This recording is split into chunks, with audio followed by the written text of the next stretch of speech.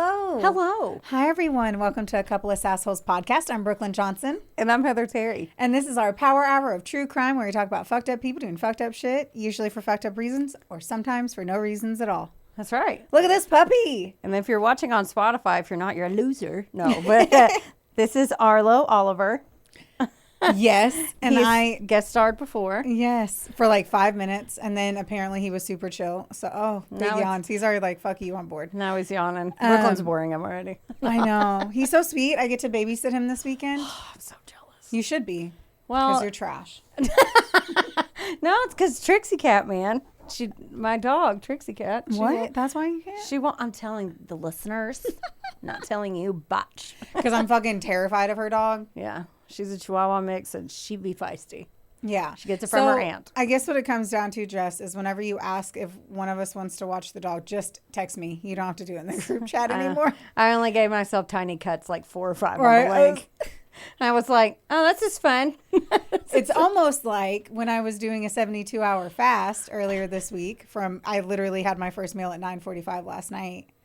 And Jess I make jalapeno cheddar loaves, sourdough loaves at Maple and Grain. Don't forget, check us out on Facebook. Look it up on Facebook if you want some celebrity bread. Yes. Celeb bread. Right. Anywho, she had ordered some bread, and then she decided that day that she was going to send photos every probably 3 hours as she was eating the bread again. And then the third time I was like, look, as Brooklyn's human support animal, I need to step in and say she is doing a fast. I know you're not aware of this, but those are tiny little daggers to her stomach. That is empty. God. And I'm like, because I was instructed, just so everyone knows, to stop chewing my gum. She was. Yesterday she was at my work with me, and I was like, I am so sorry. This is going to be ridiculous, but I cannot have you chew gum in front of me right now. At first I thought she was kidding, and then she did not smile, and I was like, she is serious. I was dying, and I can't even chew gum.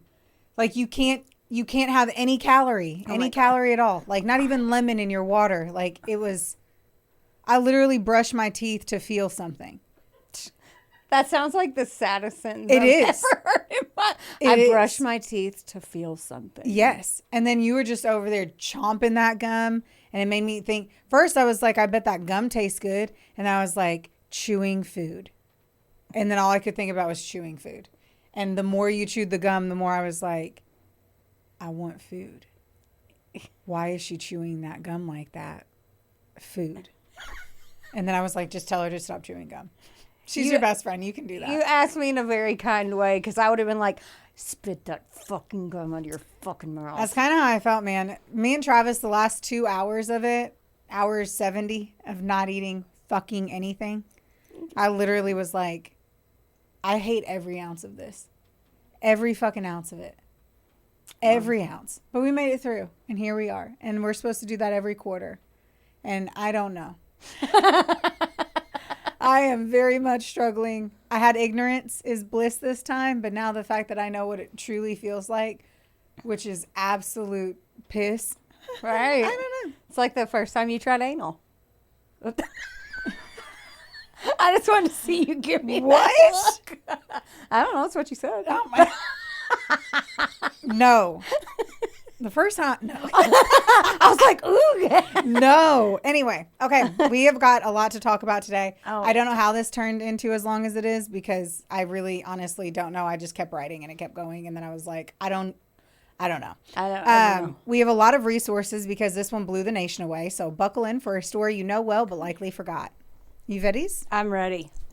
Okay, all of my sources. Wikipedia, A&E, ABC, New York Times, All That's Interesting, People Magazine, Psychology Today, Jezebel.com, Vanity Fair, and a movie that I can't say because, it'll give it away.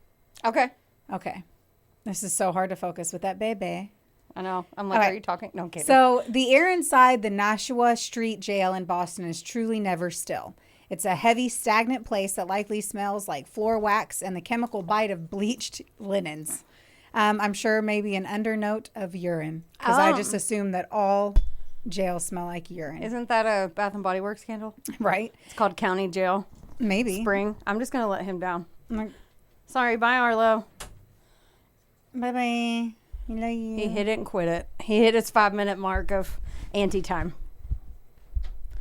Just long enough to get dog hair all over me, lick half my makeup off, and cause get a stuck ruckus. in the door. I know. Okay, back in. So Yes. we're at the Nashua Street Jail in Boston. Now, on the morning of August 15th, 2010, in one specific cell, a story was about to unfold. When the deputy sheriff finally pulled back the blanket during a routine health and welfare check, he didn't find a sleeping inmate. He found a masterpiece of personal carnage, a clinical, terrifyingly precise bloodbath. Oh, no. Sad. The occupant lay still, but the walls, those told another story. There, written in the victim's own blood, smeared with the desperate finality of a dying man, was a name, Megan. What? And below it, a cryptic riddle that would haunt the psyche of the city for years. The word pocket. Yes. So it said Megan and it said pocket. Yep. What? Around the body was a meticulously prepared shrine, essentially. This wasn't a scene of chaos. It was kind of like an altar. Photographs of a beautiful woman, a life that should have been, were scattered across the floor, turned crimson. I knew you were going to chuckle on me using the word crimson. I literally was like, do I want to? Do I not? And I go, do it. See if she says something. It's so, like, you're telling a sad thing, but you're a good writer. So Thank you. You're welcome. There were no frantic, jagged marks of a man in the throes of a sudden, messy breakdown. This was a symphony of red and white executed with the steady, unwavering hand of a surgeon. Forethought. The arteries in his ankles, the legs, and the neck had been opened with the grace of a man who knew exactly where the life resided and exactly how to let it out. We're starting it off strong. To understand the man who ended his life in such a visceral fashion, we must pull back from the blood-stained walls of the jail cell, and we need to retreat from the smell of iron and the cooling body on the bed. We have to look at the perfect life that preceded the fall. We must look at the golden boy, who was, for all appearances, a savior in training, a man whose mask was so flawless it eventually became his only reality. In the quiet suburban heartbeat of Sherrill, New York, Phillip Markoff was the embodiment of the all-American dream. He was the nicest young man. He was polite, respectful, and a possessor of a sharp academic brilliance that made success seem like an inevitability rather than a struggle. The son of a successful dentist and a banker's stepson, Philip was a fixture of the National Honor Society, the History Club, and the school's bowling and golf teams. To his neighbors, the Markoff family was a portrait of stability and the kind of people you never kind of caused a moment's bother. Now, I read deeper into something else and didn't include it in here. Mm-hmm. I don't know how much that family showed up to things. Like, that was the only one thing that people said is like, if you saw them walking down the street, no one really knew who they were. Like, the parents didn't show up to any of his sports stuff. Right. I don't know if it was because they were busy making money and working, or they just didn't really care. I can't get in on that part. I really don't know. But they just weren't around a lot. By the time he reached Sunny Albany, so SUNY is capitalized in everything. And so I don't know if it's SUNY Albany.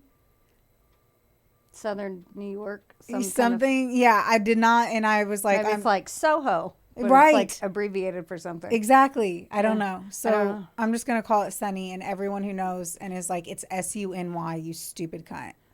Just spit on the ground near your foot right now. It'd be like Brooklyn's trash. It's like how they say OBKY for Owensboro. Right. But they don't say OBKY. So who knows? Know. But for 15 pages, we're going to make an executive decision. The judge has ruled that you're allowed to say. Should we say SUNY? Because it's capied? I'm going to say SUNY. So now she's like, I don't want angry comments. Philip was a star on the rise. He was a pre-med student. So we're figuring this all out with a quiet, perhaps slightly geeky social standing, but one that was underpinned by a formidable intellect.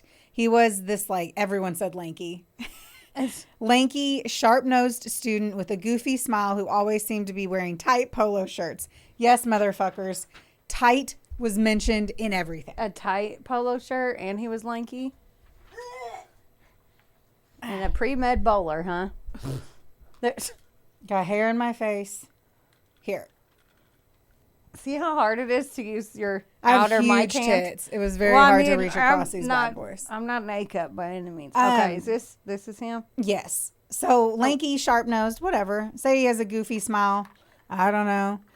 They said he looked like a guy that obviously was more comfortable in a library than a nightclub, and it's like, no fucking shit. I mean, yeah. We can also admit, too, that he was a nice-looking fella. But he was a nice-looking guy as he got older, but look at him as in high school. Oh, glow up. Like, he looks like a mega nerd, and I will make sure that I send these to Jess so that fucking image can pop up. Like, that kind of explains a little bit more. When you're thinking about him throughout this story, almost tap into that dorky fuck that kind of looks like he's a cunt. He does look like a cocky nerd. Yes. Like he looks like he's the nerd leader, like the leader of the Mathletes, but he tries to be a bully. But he's an athlete. That's what he looks like. Yes. Yes. No one really says that, but they will later on. It was here in 2005 while volunteering in the high-stakes environment of the Albany Medical Center emergency room that he met Megan McAllister. That was the photo next to that. Okay. Imagine the scene, though. We have two young, sexy, ambitious students surrounded by the visceral reality of the ER, finding a connection amidst the monitors and the beepy things and the gauze. And it's just like a porno. Like ER. Yeah. Grey's Anatomy, sexy love fest. They fucked a lot more on Grey's Anatomy. That's all they did. Yeah. I don't even know if they saved lives or just passed around or chlamydia. Condoms. Oh. Well. Either or. Megan was the one who first asked him out. They were a beautiful, so they say this, but in the movie that I saw, it was not the case. He became like smitten of her the second he saw her, and he like kind of was creepy bear, but whatever. I get that. He's got creepy eyes. Yes. To Megan, Phillip was her rock. He was the doting fiancé, the man who proposed on a romantic stretch of beach, the man she planned to marry in a lavish evening ceremony in Long Beach, New Jersey. And the date was set for August 14th, 2009. They were building a life of status. Phillip was a second-year med student at Boston University, which was a prestigious institution where he was learning the delicate divine art of preservation. He was supposed to be a healer, which just honestly makes us think they're better than the average folk. Here is what I wanted to stop and take 2 seconds and toss out some stereotypes of doctors. Okay. Or med students, whatever you want to say. Unbelievably, this is mine. Unbelievably intelligent, without a doubt, like serious in nature, able to commit time and energy. They enjoy sleeping with nurses. They like affairs. Other than that, what else do you think of a doctor? You're definitely talking about Grey's Anatomy. No, I just know doctors. And they definitely sleep with nurses. So, I mean, that's pretty like caring in nature. They can be kind of dry, but I also know. I just feel like they're always dry. I know. I also know doctors that are like fun and actually give a shit, and I don't know. It's all over the board, really. I like how you say fun and actually give a shit. Do you think doctors don't care? No, like they seem more caring than just prescription writers. Like, heard. Oh yeah, there's a whole nother. Let's just take it from 1990s doctor and not 2026 doctor. Yeah. Because 2026 doctor, I'm like, you just want my money, so you're going to prescribe me shit. You're totally right. Yeah. I agree with that. Anyway, so I just wanted us to think about doctors on that one because they're meant to be healers. Like back in this time frame, this was 2009. Like, I just think they're smarter than the average Joe, ambitious, dedicated. Right. Yes. But as the sun set on the BU campus each day, the golden boy didn't go home to memorize the brachial plexus, or study the valves of the heart. He retreated into the blue light of a computer screen in a darkened room to get kinky. Chat room? What?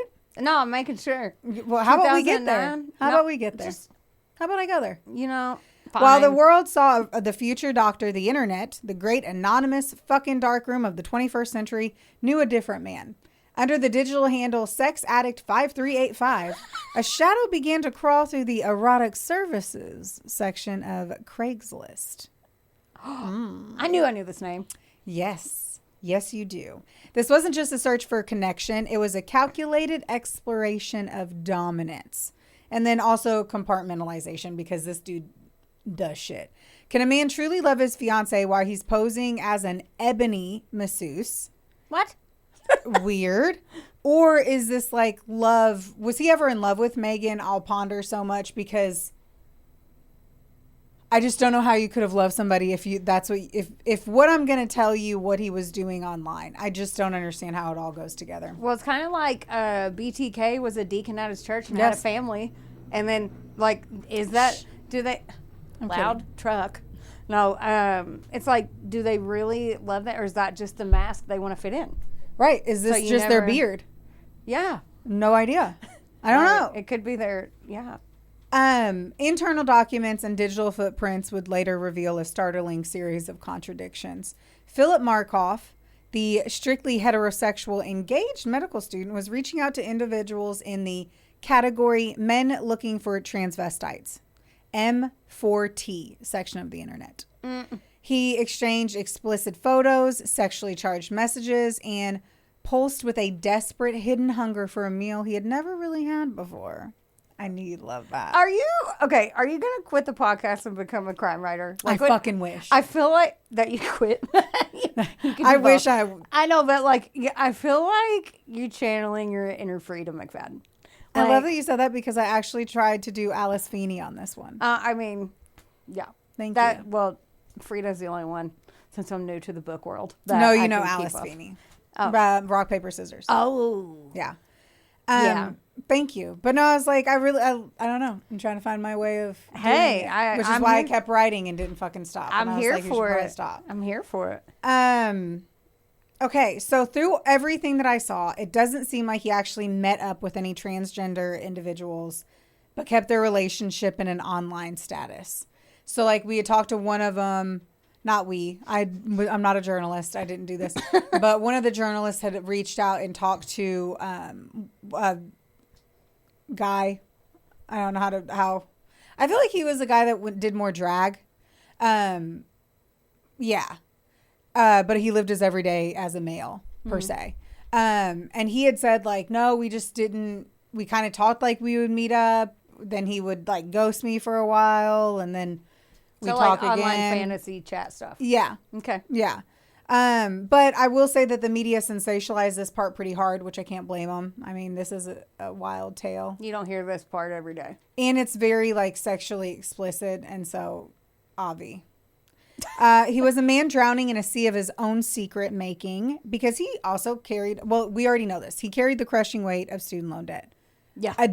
Yeah. So he owed $130,000 in student loans. And I would assume that dollar amount was going to double because he was a second year med student. Right. And he also had a growing ravenous addiction to gambling. Oh. The high stakes tables of casinos like Foxwoods and Mohegan Sun were calling to him, and he found himself spending more and more money to scratch his fucking itch. I have no idea, guys, how I got so involved in gamblers again. I don't understand. A lot of my stories, a lot of my tales have had to do with gambling. Yours is gambling and mine's fake CIA agents. Yes. The erotic services ads provided a map to the funds he needed to keep his ruse going further. I mean, he's got to remain the golden boy. So he has to be able to pay his bills. He's got to have money. But he needs to gamble. And Megan doesn't know this. Megan knows absolutely nothing. She thinks everything's a dream.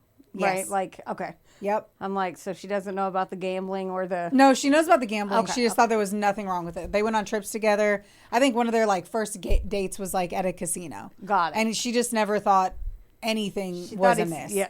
She's like, oh, he throws a couple hundred in and calls it a day. She doesn't know he pretends to be... No, he was a big ass gambler. Yeah. And no, she knew that. Oh, okay. Yeah. Got it. She just assumed he had the money to do it. Oh. Yeah. Got it. Okay. I'm with you. So I don't know. And then I say that and like, I don't know. I'm always intrigued by the movies to see what is real and what wasn't real. Right. Obviously you guys are kind of figuring out because I said Craigslist and I said his name. It was the Craigslist Killer on Netflix. What? And in that, like, he was like causing issues financially for both of them because they had a joint account. But he was like, sorry, I paid a student loan faster or something. Like, he always had an excuse for it. Right. It also doesn't seem like his gambling addiction was the reason that he goes into the route that he goes into. which is really confusing to me. I just have to say that because I'm pretty sure Megan's parents were footing the bill for the entire wedding. Oh. So the wedding part doesn't seem like it's that big of a deal. And Megan also, I read an interview for her, and she was talking about the fact that her parents were hard workers, and I guess they kept referencing her as the country club girl. In the movie, they show her as wealthy. Oh, really? Not just a country club, but... So fucking wealthy. I literally wrote in here, you and I couldn't even comprehend it. Oh. Because we grew up not that way. Right. That like, as they were planning the wedding, it's in insane fashion. Yeah. And you're just like... Ain't no way. The fuck.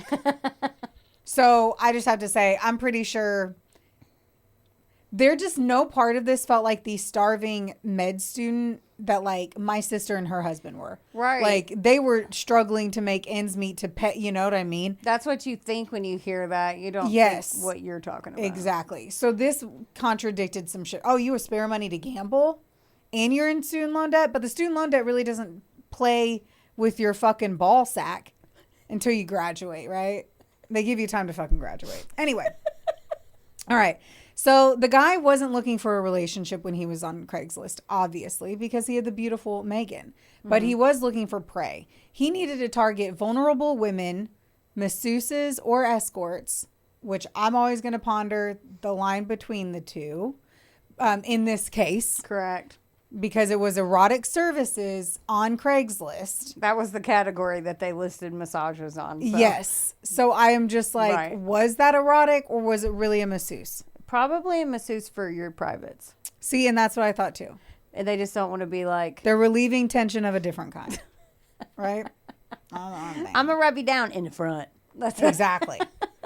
So anyway, they kind of operated in a legal gray area that would make them kind of too afraid or too ashamed to go to the authorities. Right. That was the thought. Mm-hmm. He watched them from the digital thicket, waiting for the right moment to step right out of the computer and into their hotel hallway.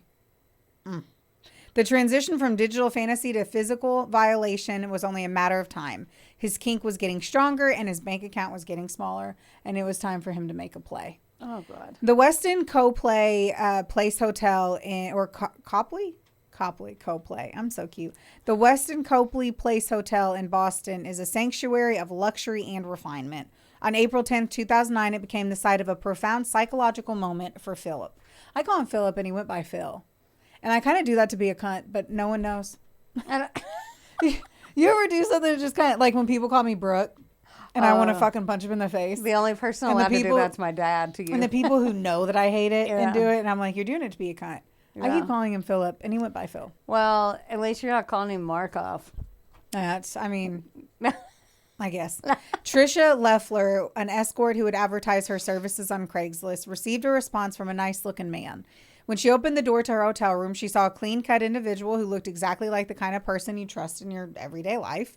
No part of his look made you think you shouldn't trust him. No. She would later tell investigators that she initially felt safe, and he looked like, well, a fucking medical student. The mask held for only a few moments, because as soon as the door clicked shut, the nice guy fucking vanished. Oh, no. In his place stood a cold fucking figure, clinical efficiency. He produced a semi-automatic handgun. There was no shaking of the hands, no frantic demands of a desperate amateur. With the same precision he might use to tie a surgical knot, he quickly bound her, gagged her, and robbed her of $800 in cash and her credit cards. The most terrifying part of the encounter wasn't the gum. It was the absolute calm of the fella.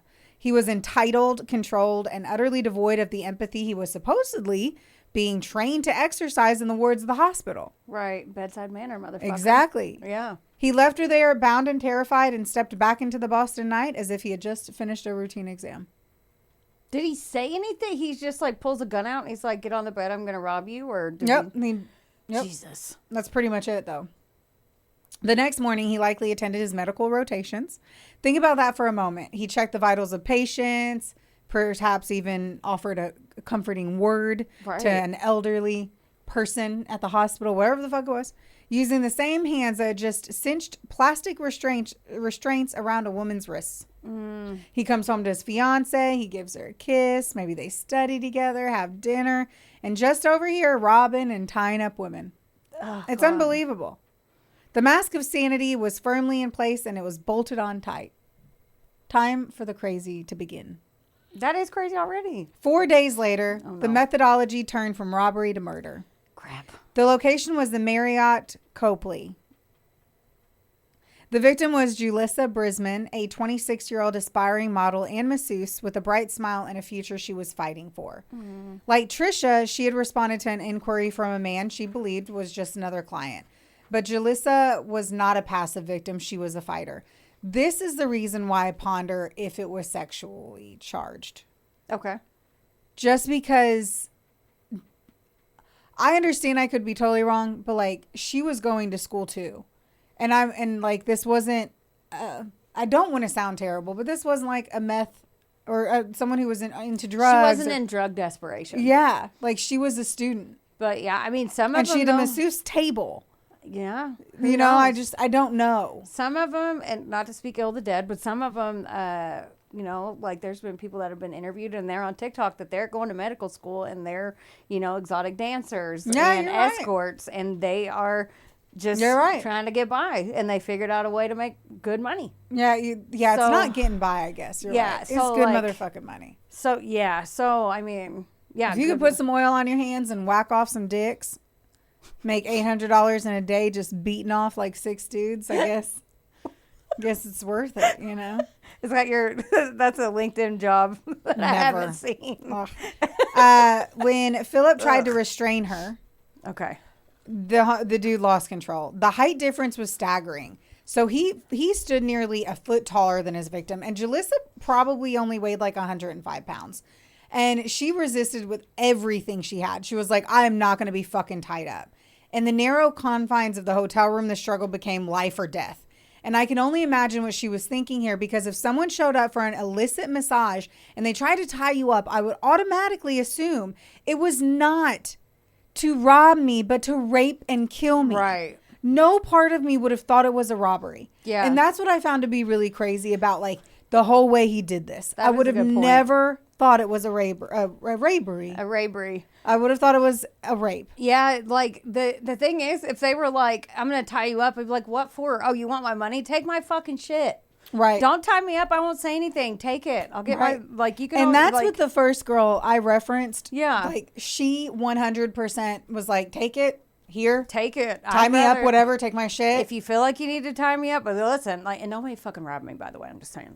I mean, she ain't got nothing on. I know, like, you're gonna be disappointed. But like, I'm just saying, like, most people, like, when someone tries to take your purse, you're supposed to throw it. Like, Yeah. you know, Give take them my whatever they shit. want. Yeah. Well, he didn't just rob her. Oh, He no. bludgeoned her and basically cracked her skull during the fight No. by using the butt of his pistol. What a dick. When the physical assault didn't stop Julissa from fighting back, he fired 3 shots in close range in her heart, chest, and abdomen.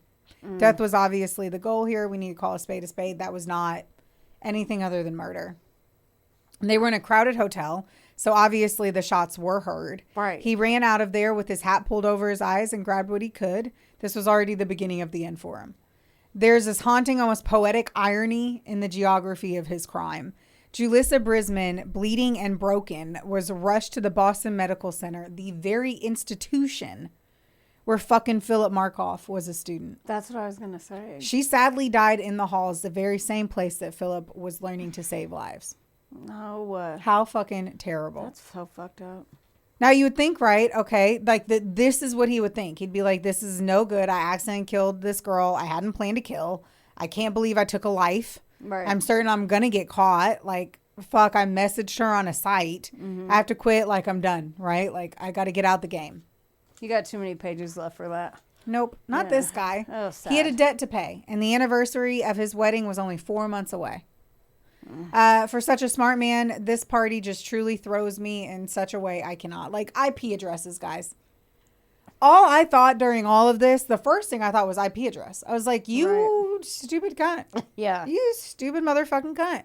On April 16th, just 48 hours after the murder of Julissa Brisman, Phillip was back after it. This time, the target was Cynthia Melton, who was an exotic dancer offering lap dances at a Holiday Inn Express in Warwick, Rhode Island. The pattern repeated with terrifying regularity. The gun, the plastic ties, the cold, flat demand for cash. I'm not going to kill you. He did say this one. He goes, I'm not going to kill you. He told her, obviously, we don't know that for a fact because he had already killed somebody 48 hours before. And he said, just give me the money. The robbery was interrupted by Milton's husband, who walked in on the scene. So in the movie, the wife is talking to him in a different hotel room. Okay. And she's like, yeah, don't, just this dude, lap dance, yep, you know.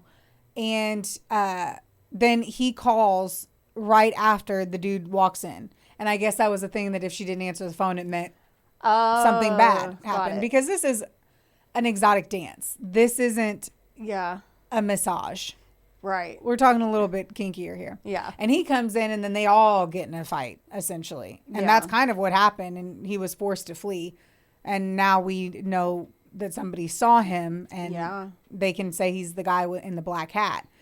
Now, I do have to say, like, the husband gave, like, intense pimp vibes. But I'm like, if you're over here helping your wife turn strip lap dances in a hotel room, I don't have a lot to go on At least she's being as safe as possible in a risky situation. Yes. Silver lining there. Yes. And I'm grateful. And I'm sure she fucking was in this moment too. No kidding. The two worlds were now on a collision course. Keep in mind, this is not long after. We're talking 2 days after. 2 days, right? Yeah. On one side, you had the medical student with $130,000 in debt and a gambling itch that wouldn't stop. On the other, you had the predator caught on CCTV footage wearing a baseball cap and a cold, unfeeling expression. There's no goofy fucking smile like everyone's used to seeing. He is just this fucking average Joe on the CCTV. Because I remember when this shit happened. And they showed the photos of him and how quick all of this shit turned around. Yeah. So fucking fast. For a man who was supposed to be a master of science, I read that he would spend 8 hours a day on his computer, and he was like he was interested in technology. He fucking left a textbook trail of digital evidence that would make a first-year detective blush and a true crime podcast laugh. Well, good thing we're here. Right? Like, he did dumb shit. He did this all trackable. Yeah. So it took 5 minutes. It took motherfuckers 5 minutes. It's not like he didn't know what an IP address was. Like, the average person in 2009 may or may not know, unless they watch all that stuff. Because 2009, now it's like, you know, you're being tracked everywhere you go, right? But maybe back then the average person, but he's not the average person. Right. Like, he's not. You would have thought. So, like, unless his alter... A burner phone, maybe. Anything. Yeah, anything. Or... I'm going to keep going. Okay. And I'm going to be like, or he would have gotten rid of some things. How about that? Okay. Investigators didn't have to look far because once more, IP addresses. They tracked the IP addresses used to respond to the Craigslist ads back to a specific apartment building in Quincy, Massachusetts. They found emails on a victim's friend's computer that led straight to his digital doorstep. They had the CCTV footage from the hotel showing a man who bore a striking resemblance to the clean-cut student living in an apartment with a super hot fiance. Do you think he just thought he wasn't going to get caught because of what he did during the day? I think so. Okay. Like, he felt untouchable because he was a young white dude in a middle-class, upper-class family and now a pre-med student. Like, he's probably felt untouchable his whole life. He's like, no one would believe it. Right. He's like, they're not going to think I did it. That's probably what it was. Which is so funny that it's like, yeah, but let me say the rest of what I'm going to say. So if he could somehow say it wasn't him and it wasn't his computer, he didn't do anything to wipe computer. Right. So the police began a surveillance operation that felt like something out of a fucking book that we would read. Okay. They watched him as he walked with Megan, the beautiful man still playing the part of the doting fiance. They watched as he prepared for a trip to Foxwoods Casino. Also just like kind of gross. I don't know why they're... Like, this was right before Homegirl had a test, and he was like, let's go to the casino. We've got to go to let's get out of town. And I think it's because, which was only 30 minutes away, roughly. Right. I think he was just trying to get the fuck out of the apartment, or he was kind of like becoming manic because he probably knew he was about to get caught. Mm-hmm. Just one more hit before I get arrested. Yeah, and I'm also just, once more, just casinos. You and I went to that one casino and did a casino vacay, and they're just expensive. Yeah. You know, like if you're just trying to get away for the weekend, I'm not trying to, but I am also not from wealthy parents. So I also don't know what kind of life they be living. Who fucking knows? So on nowhere near August, on April 20th of 2009, the police pull over Phillip's car in Walpole, Massachusetts. He's en route to the casino with Megan. The arrest was swift, but it was during the transport to Nashua Street Jail that Phillip made a move that was just kind of like weird. As he's being moved by detectives, he began stuffing wads of toilet paper down his pants. What? And when they were like, "What are you doing?" he was like, "I might need this later." I'm like, that was so weird to me. What? And I don't know why the police let him. Just saying. Stuffing toilet paper? It's weird. The search of Phillip Markoff's residence was spectacular. It was a chef's kiss of discovery. This is what I'm talking about. Okay. This is what I'm talking about. Inside the apartment, investigators found a hollowed out volume of none other than Grey's Anatomy. Stop. Oh my God. Do you think that Grey's Anatomy is the show? What? Grey's Anatomy is the it's the medical textbook. Like it's the Bible. I didn't know that. Yes. Grey's Anatomy is basically the quintessential medical textbook. That's where they got the name of Dirty Show. The drama. Yeah. Huh. Yeah. The more you know, and Shooting Star. Right. We are an educational podcast. We are. Wow. I literally Googled the book because I was like, "¿Qué?" I had no ¿Qué donde? I was like, "What?" I know. I didn't know either. Yeah. Please comment if you didn't know that, because I was 40 years old when I found that out. 38. I Okay. found out when you laughed. I was like, she doesn't know either. she didn't know either. Let me no. tell you, I had no clue. Yo no And then say. I was like, right? I was like, you threw it in a DVD? No, I'm kidding. I know. But I was like, oh my gosh, how smart were they that Grey's Anatomy was based off of the fucking quintessential medical law book? I just think it's awesome that you said quintessential, like you read that medical book, bitch. Right? Wonderboy Media is not only the proud producer of this glorious magic imploring your ear holes right now, but they're also a big deal. Get in touch with them today to make all of your dreams a freaking reality. From using their bangin' ass podcast studio, Where we are right now, to creating amazing videos and editing our content like the mystical mavericks they are. your podcast can go further when you have a Wonder Boy. Hit up Drew today at WBOYmedia.com. Or text him day or night at 270. Just kidding. Does your face look like a mugshot lately?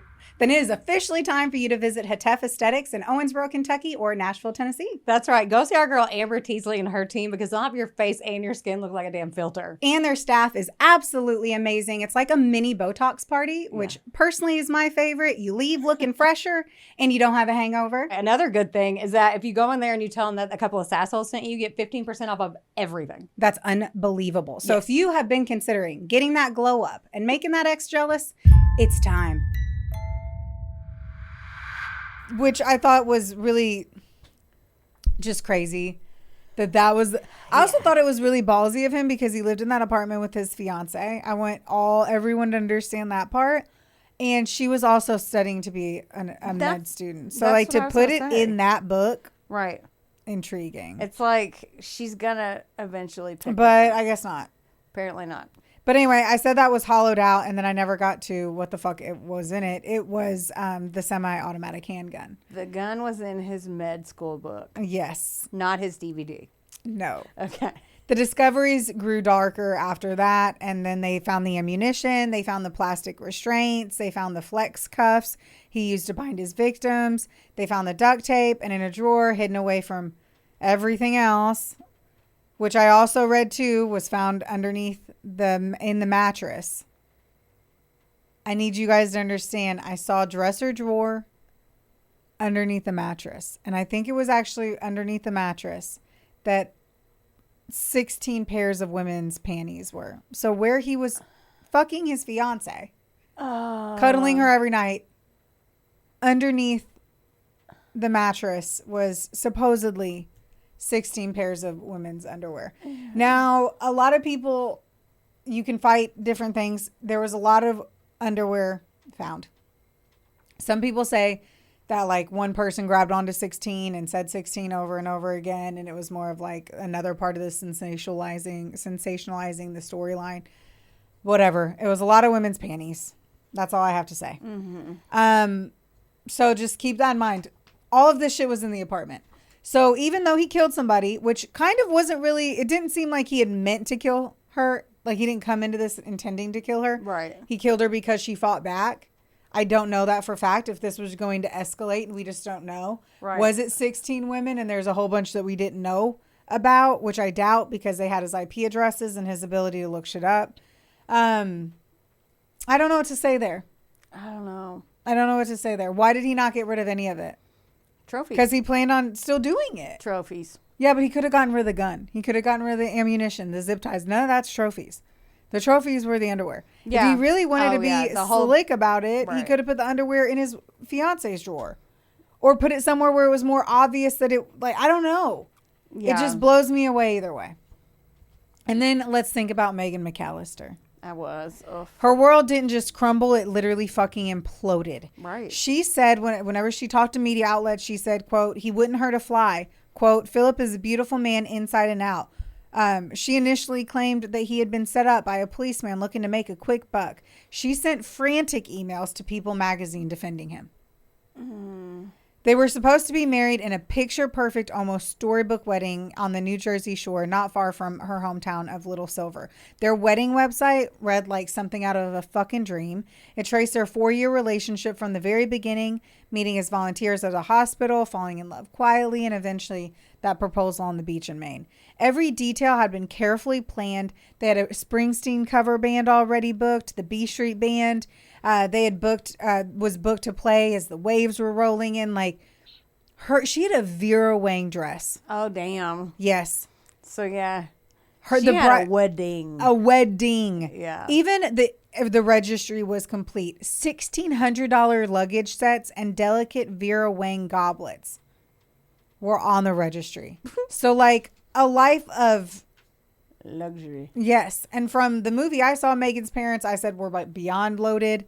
And like this wedding was not sparing any expense. Yeah. And for you to have $1,600 luggage on there back in 2010. I was thinking that. Like that should really tell you. Yeah. I mean, that meant that there's a wealthy guest list too. Yes. Because it's not like that's not a China set. That's way I would be lower. affronted if somebody I knew put a $1,600. I was like, I shouldn't be friends with you. No. Be like, obviously we were cut from different cloths and I am not going to this wedding because I can't afford it. I can't afford it. I just go to Foxwoods Casino to try to win some money. But after his arrest, the same wedding website, oh my God, became something else. As you can imagine, poor girl. Strangers flooded in. They were reading, judging, commenting, turning what was meant to be a beginning into something that people just couldn't look away from. I feel so bad for Megan. She didn't know. There was no way she could have known. Yeah. At one point too, like she was, I don't understand this, but like they were away from each other from like in different cities. I didn't look up the maps, guys. But they were in different cities. She had like a back surgery and she was healing at her parents' house at a point. And that's whenever the murder took place. So she wasn't even in town when he'd killed Julissa. Yeah. So like there were times where they just were not around each other. Yeah, they had, med students, I feel like they have like horrible schedules. And then if she has that, like, there's no way she could have known. That sucks. Everything sucks. Everything really sucks. Yeah. So she just couldn't believe it in any way. She refused as she continuously stood up for her man. She fought the good fight, but the evidence was undeniable. The man she loved just wasn't even real. Who was in her bed was a complete stranger who kept a murder weapon in the school books and victims' trophies underneath the bed. I feel bad for her. Oh my God. Hardcore. Yes. I looked her up now though, and I think she's married with kids in another city. Oh, good. Yeah. I think she dropped out of like the med school journey though. But I don't know that. I trust really anybody. That would be hard. He was a high functioning individual who could no longer function without his audience. Like within 48 hours of his arrest, he made his first suicide attempt. He pulled the leather strips from his boat shoes because, of course, this motherfucker had boat shoes on. He tied them together and tried to hang himself from the bars of his cell, which I just want to be like, I feel like the cops did not treat him the right way either. Like, why did he still have boat shoes on when he was in prison? That's what I was thinking. Well, he was just in jail, right? But still, even when you go to jail, like, they make you swap clothes. Like, even when you're waiting. Like they make like yeah. Do they? Yeah, when you get arrested. Heard. Yeah. Well, I mean, when I did 400 years ago, I had to switch my clothes. I didn't have to switch clothes. Maybe they treat people different. I was in a drunk tank. Oh. You know what I mean? So I'm a classy broad. Anyway, so later on April 30th, he attempted to rake a serrated spoon over his wrist. He was moved to a secure medical unit, placed under 24-hour suicide watch. During his arraignment, which was on April 21st, 9 days earlier, his family wasn't present. I just feel like I kind of have to say that. Now, his brother Jonathan and his wife visited him, and allegedly Phillip was, somebody heard this, I don't fucking know, but supposedly said, forget about me, move to California, there's more coming out. Oh. And I'm just like, who knows if that was really said? Why move to California? And obviously, I'm going to guess this is where he was talking about the transgender sex stuff was likely going to hit the scene. Now, what was the biggest loss to him? Obviously, Megan. Amazingly, as he's doing all of these terrible things behind her back, she was somehow the only thing he really cared about. And I guess was so worried about losing her, being that he did write her name in blood on the wall after he killed himself. On April 29th, she visited him in jail to call off the wedding. But the true killing blow came later. On June 11th, Megan returned for a final visit. She looked at the man she was supposed to marry and told him she didn't plan to see him again for a long period of time, if ever. She didn't plan to come back to Boston at all because apparently after they were going to get married, she was going to the Caribbean for med school. So, like, they were going to be apart for an extended period of time anyway. I guess they just wanted to get married before because she didn't get into Boston like he did. So she was taking a different path. And so she wasn't going to be in Boston. I just felt like she was just taking her normal path, her normal journey. But I really don't know that for fact because... Probably a good change of scenery, my God. And also, like, her parents didn't even... They didn't really know each other, even though they'd been together for 4 years. Like her bridesmaids hadn't met him. That different cities. Yeah, you know what I mean. Like they were at school in a different location, so there wasn't all that shit tying them together quite yet either. Even though they were together for 4 years. Yeah. Now I did want to know, like, did anyone think that Phillip was a creep? And obviously Megan was enthralled with him. Yeah, which I understand. But she even looks like she has a strong head on her shoulders. Other people did not think so fondly of him. Really? After he was arrested, Boston University School of Medicine went quiet, like in a creepy way. Let me just tell you that the school was freaking out.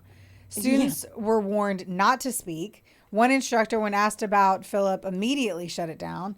And he said, it's all over the university. They said, don't talk to the media. Like they were telling every student, do not talk. Even the student newspaper telling the story seemed to disappear. Copies that had been available across campus were suddenly nowhere to be found inside the medical school. Yeah. Later, the Boston Phoenix reported that an admissions office employee claimed the papers had been intentionally pulled, hidden, allegedly, because of what they revealed. Well, shit. Yeah, of course they are. In any crisis situation, especially with an organization that big, you have to be like, no one say anything, because if one person says the wrong thing, it's going to blow up, and then they want to control the narrative. They're going to be like, Boston doctors knew, Boston University med staff knew that he was a killer. Right. Like they say one wrong word, and a reporter can twist it, and yeah, I don't blame them, honestly, for being like, everyone shut the fuck up. Imagine if you were a student, how fucking pissed you'd be. Like, one of our students got arrested for murder and you're pulling the newspaper article on it. Right. You're telling me to shut the fuck up. I want fucking answers. Yeah. Like, I'd be whenever I heard that, I was like, pussies. Fucking pussies. But behind the silence, there were people who had noticed things. Bro wasn't the fucking golden child. And thank goodness for that. I'm kind of happy to know that people thought this dude was a creep. Tiffany Montgomery had been Markoff's lab partner. They shared an anatomy locker, spent hours side by side in class, and she didn't see the same person that everyone else did. Now, she described him as distant, off, at times deeply unsettling. Quote, there were moments, she said, where he seemed not okay, like something was wrong. She even mentioned to classmates concerned enough to say something out loud, but of course no one took it seriously. According to Montgomery, Phillip could go long stretches without speaking to anyone, and when he did, it felt disconnected. So, quote, you never knew what you were going to get with Phil. She said, He wouldn't even look at you when he talked. He often appeared exhausted, withdrawn, like he was carrying the weight of the world on his shoulders, which, like, med school, so kind of, yeah, duh. Yeah. One morning stood out, though. It was the day of a major exam. He showed up before sunrise around 5 a.m., looking, in her words, like death warmed over. Oh. He told her that he had just driven in from New Jersey after a fight with his fiancé, that he had to deal with it. He could barely even get the words out. Like, I guess he was so exhausted. I'm pretty sure this is probably from casino attacking women. Right. Like, he, Yeah. just craziness. Yeah. And then there were moments that didn't quite fit the image of the quiet, focused med student. At a party they attended together, Montgomery said he drank heavily and didn't seem to understand when to stop. He flirted with women who weren't interested, who weren't engaging, who weren't responding at all. Oh. But he kept going. What? She said he couldn't read it. He didn't understand body language, or maybe he just didn't care. Interesting. Yeah. He also like threw himself really hard onto another friend and kissed her when she didn't want him to. And she kept saying, "Stop, we're friends. I don't like you like that." He would not stop, though, until a guy ripped him off of her. Oh, fuck that. She had a boyfriend at the time and amazingly kind of like chalked it up to him being drunk and didn't mention it again. Without Megan's gaze to validate his perfection, without the wedding to act like the ultimate social fucking shield that he needed, he had nothing else going on. Right. And he was essentially just a ticking time bomb. And he was reaching zero. He was a man who failed to become a surgeon, but he still possessed the knowledge, and he was about to perform his final operation on himself. On August 14th, 2010, what would have been Phillip Markoff's wedding day instead was the day he chose to end his life. On his wedding day. Yeah. Oof. This was not a desperate act of passion. It was the act of like cold medical planning. Right. He had fashioned what investigators called a primitive scalpel. Some sources say it was a razor made from a jail-issued pen, while others suggest he used a sharpened silver receptacle plate from like an electrical outlet. Either way, like be getting obviously crafty he in was prison. resourceful as fuck. They be getting crafty in prison. Yeah, they do. Yeah. He mysteriously opened the major artery, or it wasn't mysteriously, he used that fucking tool I just told you about. He systematically opened the major arteries in his ankles, his legs, and his neck. He knew exactly where the pressure was highest. To ensure the guards wouldn't find him in time, he wrapped the wounds in plastic to contain the mess and hide the spreading blood. He placed a plastic bag over his head and secured it with gauze. And in a final creepy fucking detail, remembering the wads of paper he had saved during his arrest, he swallowed a wad of toilet paper. And he stuffed it deep into his throat to ensure that even if the guards found him and they tried to perform CPR, it wouldn't have worked because Yeah. it would have blown air into the paper. He was blocking his own airway. Oh, God. He covered himself head to toe with a blanket and then just waited to die. When they found him, the cell was a bloodbath, which made me interested. Like, he cut himself but then wrapped. I didn't realize he had they did not show the wrapping part in the movie. They showed him like put the bag over his head and just kind of wait to peacefully bleed out, if you will, or shoving the paper in his mouth, which is really, really creepy. Oh, yeah. But they did show him like writing Megan's name on there. So I don't know if like blood, I mean, he cut his major arteries, so that's all of your blood coming out. I don't know. The second word, pocket, remained like this unsolvable riddle. They're like, was it a pet name? Was it a reference to his gambling addiction? Do you have something in his pocket? In the movie, or was it like a weird, like saying that you can hide things in a pocket? Like, Or he's small, like, dark fuck place. you guys, I'm just going to Dr. Seuss this shit, but one more time. Well, so in the movie, they said that in one of the earlier moments, he was always wearing hoodies because he was a student and all we did was fucking wear hoodies as students. And she would put her hands in his pockets. Like he said, like an aunt, or he had some like cute story about it. And he goes, here, she was cold. He goes, here, put your hands in my pocket. And so she would, and he goes, oh, I love that story. And he goes, oh, I'm going to start calling you Pocket. And so I would call her Pocket all the time because when she was cold, she would always put her hands in his pocket. Oh. Yeah. Either way. The story of Phillip Markoff is the most haunting modern validation of what forensic psychiatrist Harvey Cleckley called the mask of sanity. He wasn't overtly psychotic. He wasn't a rambling, wild-eyed monster. He was a beautiful man who could walk through a hospital, a casino, or hotel lobby without drawing a single suspicious glance. He was interpersonally exploitative. How do you say that? I don't know. Exploitative. Is that? Exploitative. I don't know. We'll pass it. You've been dropping $10 words this whole hour. I At know, the end, right? I'm like, Now, like, we're now- almost there. I got nothing. I don't know. He could exploit people. When in doubt, rephrase. Right. Selfish, and he was devoid of empathy, which is so fucking crazy. Right. And yet he functioned at the very highest levels of society. The families of Julissa Brisman and the other victims were robbed of a trial. Julissa was also a college student. She was supposed to graduate in May with a degree in counseling. Her mother was a fucking doctor in the Dominican Republic. Wow. She ended up not being a doctor here because she couldn't learn English, like within the time frame to do it. Right. But her mom was a doctor. Wow. And she was going to be a counselor. Yes, and that's what I was saying on like the whole masseuse thing. I just couldn't get my head around it for Julissa. I really couldn't wrap my head around it. Yeah. Maybe she really was legit a masseuse. Maybe. I don't know. They were denied the chance to look him in the eye and ask why. They were left only with the image of this fucking clean-cut student and the reality of a cold-blooded predator who used his knowledge of the human body to ensure his destruction and was as successful as his crimes. Like, I can't believe... whatever. It's complete bullshit. Mm-hmm. Like, and the fact that he had tried to kill himself multiple times. Obviously, this dude's a pussy, and he wasn't going to make it in jail. Oh, no. So, I don't know why they weren't watching it harder. You think that they would put him in solitary confinement with, like, being monitored, especially after the first time? Because even in the hospital, if you do self-harm, then it's a 72-hour window. Yeah. So I guess. I mean, it was months later. He did get in a 48-hour watch, right? Right. But this is like a high-profile case, too. So, who fucking knows? I agree.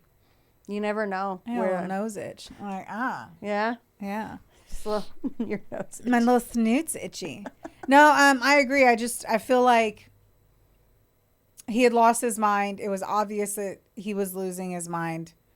Everything was coming out. Everything was already fucking out.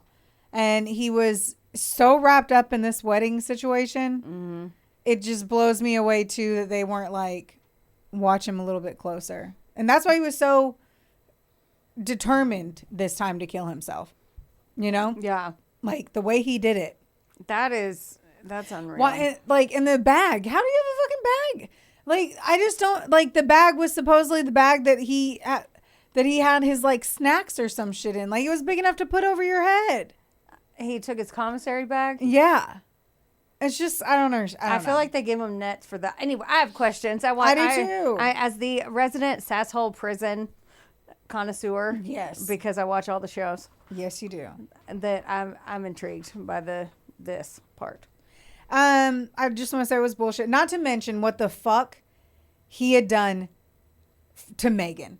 Yeah. Poor fucking Megan. I was thinking that. She not only was she madly in love with this man who acted like he was one type of a person, then she finds out he is into transgender men, was would rob women, and then murdered one, had women's underwear in their house, Yeah. and then whenever he dies, he does it on their wedding day.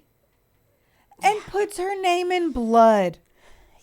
And it was a high profile case, so he dragged her through the media too. Well, not to mention like that. on top of everything else. Not to mention, well, she also stood up. Like, she threw herself into the ring on that one. Oh, yeah, you did say she wrote. She threw herself in the ring because she wanted to stand up for her husband. Like, this cannot be. Yeah. Or a future husband. Man. So she now you would think she wasn't going to trust anyone. Now, like, he killed himself and she had loved him, deeply loved him. And so now she had to mourn the loss of him too. Of the fake person that he was. The only one she Because knew. she was still in love with him. Oof. But love doesn't turn off like that. So I just hard. I don't know how the fuck she was able to move on. I really don't know. I really don't know. Like therapy. Oh, she's gonna be in therapy forever. But There's no way. or she, I don't know. I don't know. Time passes and heals all wounds, right? I can barely remember college, so I'm like, oh, that happened back in college. Like Yeah. fucking Sydney Prescott had to eventually get over it. You know what I'm saying? But anyway, it forces us to ask the most unsettling question of all: how well do we really know the people we love? Right? Stroking my How fake well beard. do you know the person sitting next to you right now? The I one know- with the goofy smile, the lanky one, the one with the promising career and the doting partner. Sometimes the most perfect lives are just the most carefully constructed series of lies you could never even imagine. And that is the story of the murder of Julissa Brisman by the Craigslist killer, Phillip Markoff. That's fucking wild.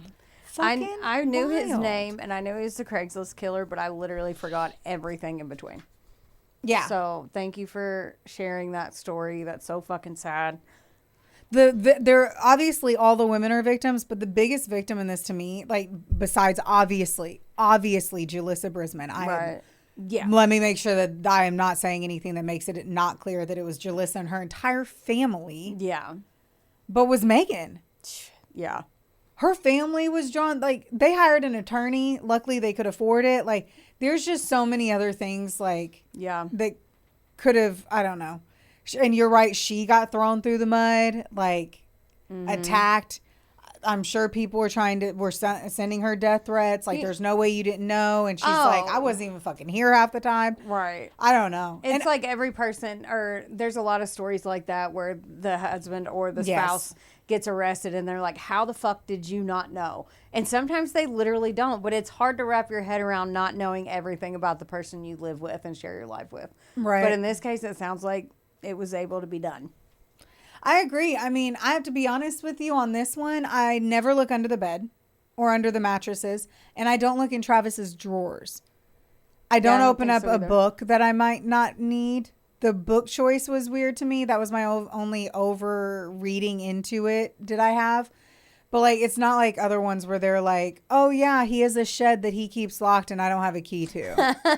But he likes to go out there all the time at night. And they're like, I don't know what he does in the basement. I just never go down there. I'm not allowed. And I'm like, Okay. yeah. But this one, yeah, I shockingly don't go through Will's drawers either. But now Travis knows where to hide shit. So, Right? Oh, for sure. yeah. There's a plethora of places that he could hide shit that I Yeah. would never look. Yeah. Same for me. Right. Oh my God.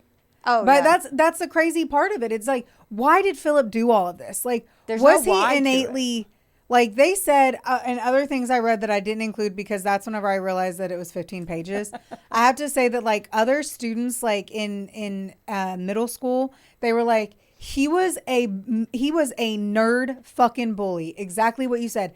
They said if he thought you were beneath him, even when he was like dork central, he made sure you fucking knew it. And he was a dick. Ew. Yes. So then they play the one they do on the Craigslist Killer on Netflix, I'm which gonna I have to think was watch a this. Lifetime movie. Okay. He was sexy and funny and smart. Oh. And he was like a cool nerd. Not at all what he really was. Well, out of the two things, you're going to want to watch a sexy, cool nerd. Then. Or it took a while for these other people to get out to say, like, I don't know when all the other, because there was no real version that they showed him being a bully. And he was a fucking bully. I heard the word bully multiple times. Yeah, if you grow up to do that shit, then yeah, you're angsty on some level. So you're going to take that out on other people. Like, Yeah. Bullies aren't peaceful. So No. No. And I'm just like, so that, like, how did he get into robbery? And that's the other part I thought was crazy is he started robbing, and I don't know that he was using it to gamble. maybe he just started getting away with it, and it's just, like It was a just so different kind of bizarre. adrenaline rush that he got from. Like, I'll never understand why he started robbing. I don't either. Like, I really don't. I don't understand that. I don't understand a lot of this story, like the why. Yeah, and that's what I would like kept digging. You know, Yeah. I was a fucking dog with a bone in there, and Yeah, you No. know me. I'm like, when was the tipping point? And there's not one. I don't have one here. Yeah, it doesn't sound like there is one. It's not like, well, It's not like Megan was like, I'm going to leave you if you don't get your student loans paid off. Yeah. I haven't graduated yet. Like, Yeah, no. it's not that he was about to lose the apartment or his car or anything for that matter. Bizarre. It's fucking bizarre and sad. and to think to just start robbing people. And it's like, I'm sure when he was pulled over, he had $1,600 in cash on him. What? Because they were going to the casino. Then other people said that that his mom sold like cigarettes in the kiosk area of a casino. And so whenever he was younger, he used to go to the casino, but they never gambled more than $200. So like they were like, he really didn't have, like he stopped always at 200. Like might lose 200, but never went over it. Damn. So when did he become a gambling addict if he had been gambling since he was whatever is the legal age to gamble? Right. Damn. Pretty much I just presented way more questions than answers on this one. Well, I'm glad you presented it. A reminder, you can never trust a book by its cover. No. Also, start second guessing the people closest to you. I'm kidding. Don't look at my nails. I didn't redo my nails, so I've been hiding them this whole time like I have a pause. I never give two fucks. If you're judging me for my nails, I don't give a fuck what you have to think. Oh, no. I'm judging me because they look like they're not groomed. Riveting. All right. Don't forget, like, rate, review, subscribe. If you're in the tri-state area, make sure you check out Maple and Green Market because that is me. And I would love you to. There you go. Thank you. And do you have anything else? No. Well, actually, be sure to check out the Buy Me a Coffee page for us because, please do. You can watch us eat some wings and almost die. So That would be wonderful. that's pretty. I'm about to sneeze. So that's what I was like, Don't forget, don't get mad. get sassy. We love you. We love you, baby.